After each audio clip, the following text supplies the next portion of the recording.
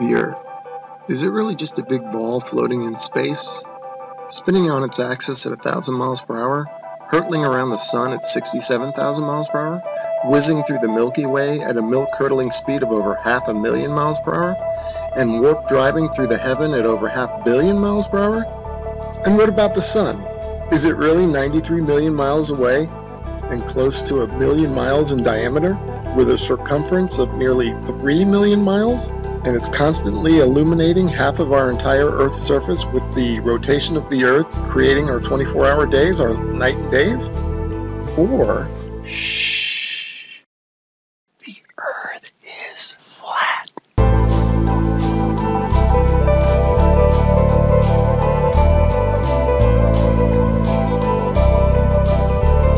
And maybe it's completely still, just like we experience.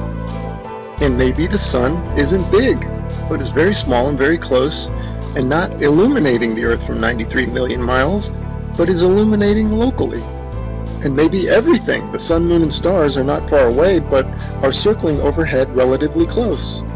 In this video, we're going to explore the latter option, and at the end, we're going to reveal startling evidence through the use of time-lapse photography that the sun cannot possibly be 93 million miles away, but is in fact very close, and is illuminating locally as it traverses our flat Earth.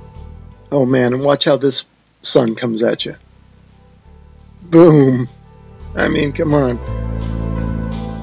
And that's all perspective. If you look at jet trails, Google Images, you'll see them, they start out low at the horizon, they come up overhead. Look at that thing. They come up overhead and then they go down to the horizon. Perfectly explains what the sun would do. Here it is going overhead. I love time lapse. And look at this. You can't go out and look at the sun. You can't see this stuff, except that it's on, time lapse like this. It's incredible. Now watch this thing. It's sweeping. The sun over flat Earth is doing a big circle, right?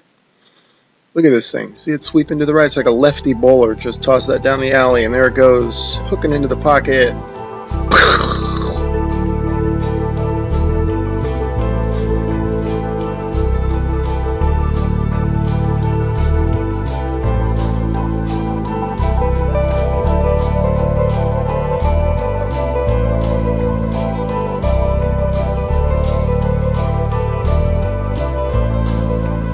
You can see how the clouds angle down to the horizon. One shot of it there. That's exactly how the sun would do on flat Earth. Okay, back to the Copernican principle, and this is what they tell us. The sun is 93 million miles away. Now, I'm going to show you evidence through sunsets that shows the sun light following the sun over the horizon, and it shrinks as it goes over. Now, there's no way it would do that if the sun is 93 million miles away. Okay, first I'm going to show you some footage from the ISS.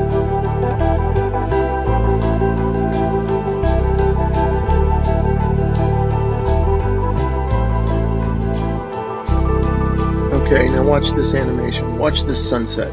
Now this is exactly, if they came to me and said, do an animation, this is how I would do it.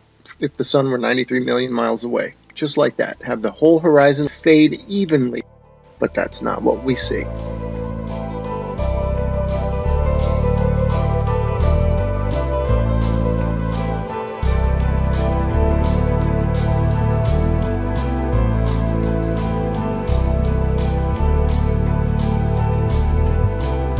Okay, wow, look at that. Look how the light lifts off the ground like a big wedge, or like lifting up a sheet of paper. That's incredible footage. Definitely the light's following the sun, right? Okay, next I'm going to show you how a sun that is circling over the Earth, that creates the horizontal aspect of the sun. If you combine that with perspective, which creates the up and down of the sun, the rising and the setting, you get the 23.5 degree tilt that they talk about. It's nothing but perspective and the circling sun.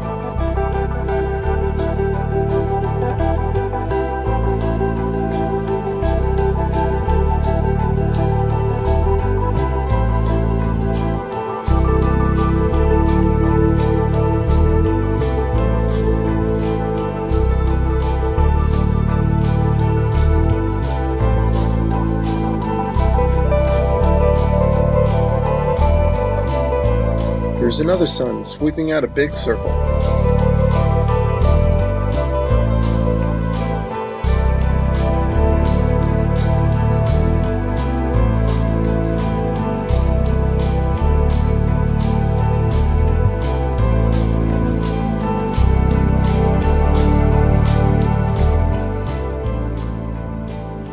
Okay, here's a phenomenon that you might be wondering, how in the heck do you explain this on a flat Earth?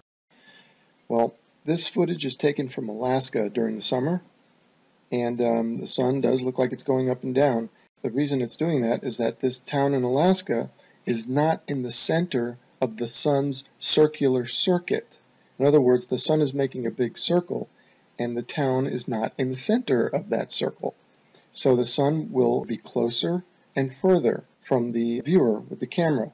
That will cause it to go higher and lower, and also maybe even bigger and smaller.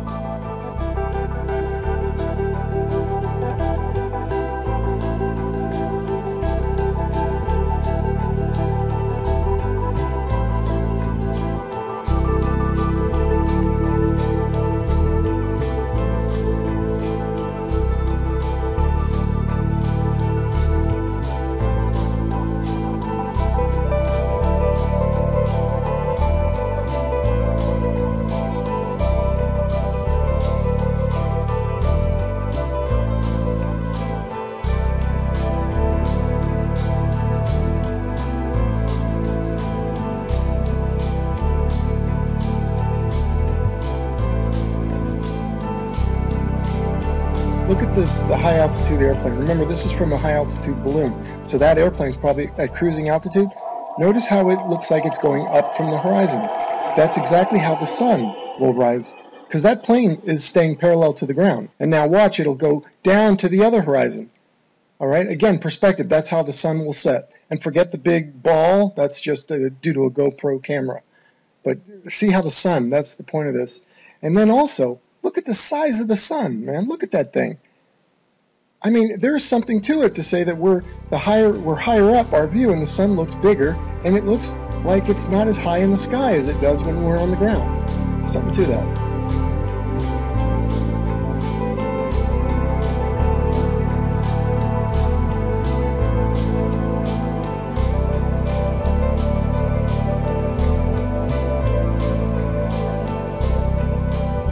Let's explore this notion a bit further, that the sun looks bigger when filmed from higher up. The next 3 slides, I'm going to do a comparison, a side by side. The one on the left, the camera is above the clouds. The camera on the right is ground level.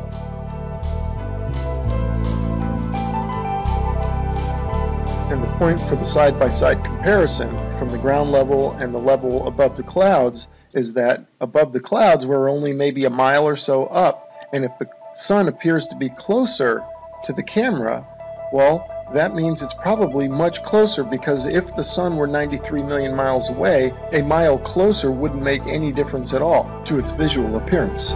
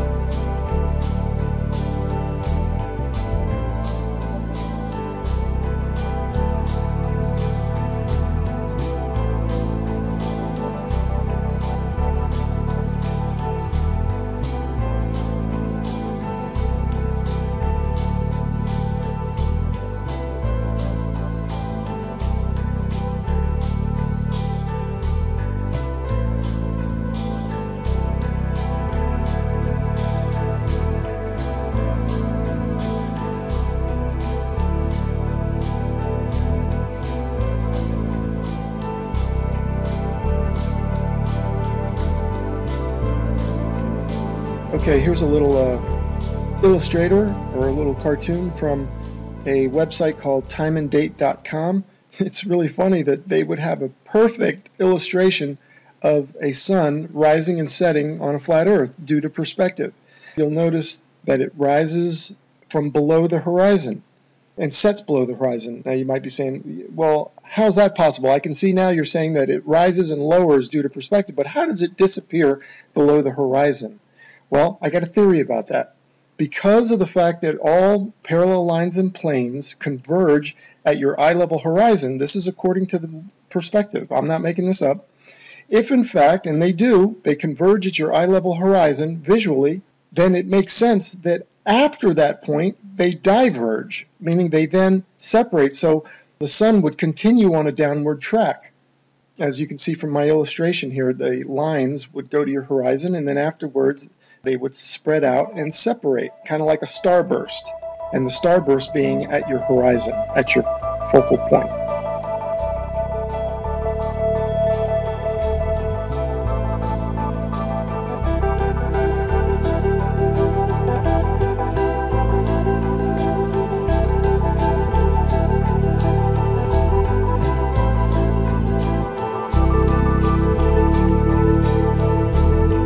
Anyway, without further ado, we're going to start talking about, and I'm going to start showing you the time lapse of the sunsets that I'm talking about that clearly show the sun is close and illuminating locally. Here we go. Alright, and here are a couple of time-lapse sunsets, and just like the sunrises at the beginning of this video where you could see the sun coming at you, not maintaining any 93 million mile distance, here you can also see the sun moving away, and it's clearly not due to the rotation of the Earth and a sun that's maintaining 93 million miles away, but the sun is moving over the Earth and moving away from you.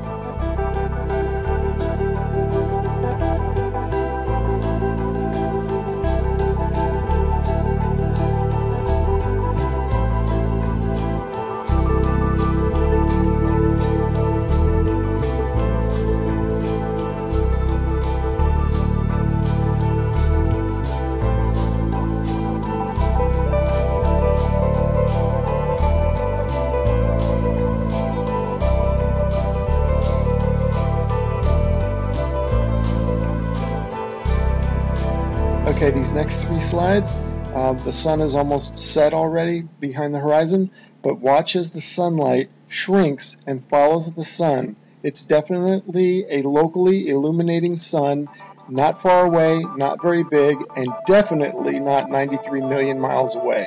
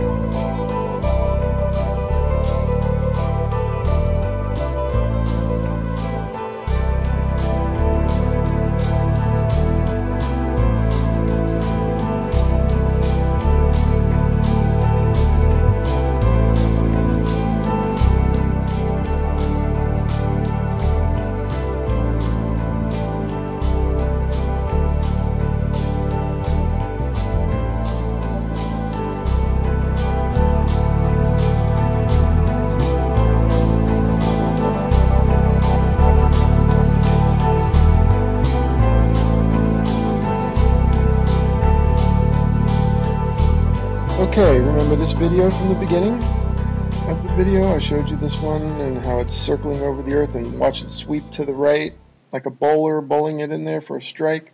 Okay, now I want you to pay attention to the way the light follows the sun. The sunlight's going to shrink, right, as it follows the locally illuminating sun. Now watch this. See it shrinking, following the sun? You do not get that if the sun is 93 million miles away. The entire horizon should fade evenly, just like this supposed shot taken from space of the Earth. You can clearly see the way they depict it. They depict the demarcation between day and night, or light and dark, as a long straight line. And you can see the long straight line moving as one solid piece. That means that the sunset should all fade, the entire horizon should fade evenly. But that's not what we observe, as we will see and as we've seen in the footage so far. The sunlight shrinks and follows the sun over the horizon. So these time-lapse sunsets are definitely the nail in the coffin for heliocentrism. But this particular one here, shot from above the clouds from this observatory, is the final nail in the coffin. Look at how the sun just shrinks and the light shrinks to nothing. That cannot happen, as I showed you in the when the sun illuminates the entire Earth, which it does from 93 million miles away. It has to. You don't get this isolated look at the sunlight trailing the sun. That's only possible with a small sun, close, not very high, illuminating locally. I mean, if this isn't proof to you, then you gotta take the blinders off.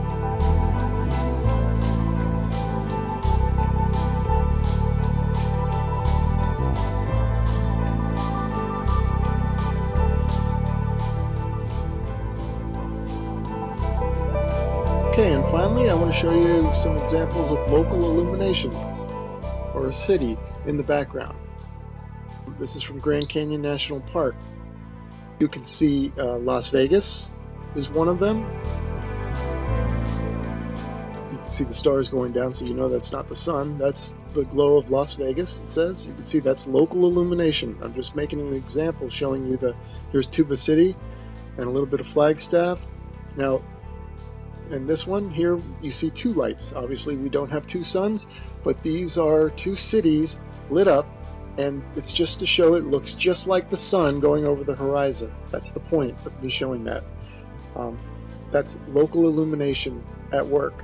The sun is not 93 million miles away, because if it was, the entire horizon would fade evenly, and the entire horizon would fade at the same time. Not what we see here, which is the small sun cruising over the Earth and the light is following it. Case closed.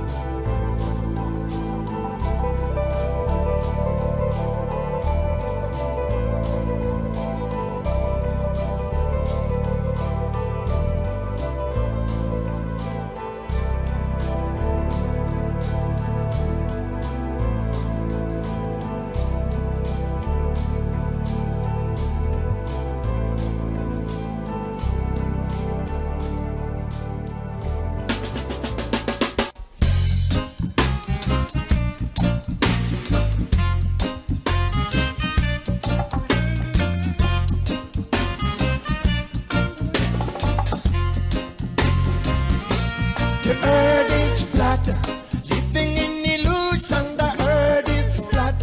We take some illusion. The earth is flat, living in illusion. So people don't know what to do.